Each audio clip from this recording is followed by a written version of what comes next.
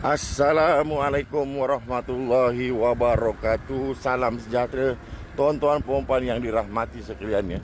Bersama kita ada seunit kereta Proton Wira 1.5 manual injection tahun dibuat 1999. Model ni MMC model bukan video, model MMC. Sebelum tu guys, tolong like, comment and share saya punya posting ni. Tolong like, comment and share saya punya posting ni. Sebab kereta ni saya jawab padu, cantik, puas hati.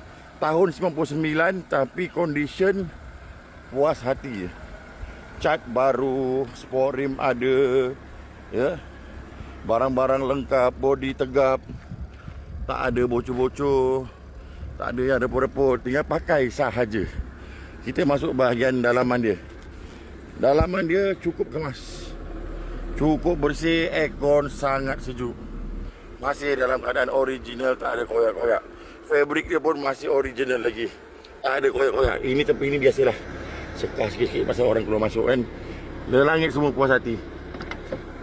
Guys, tengok dah dalam ni, tak ada apa-apa masalah. Tinggal pakai sahaja. Siapa cari Wira 1.5 manual yang puas hati, ini barang dia.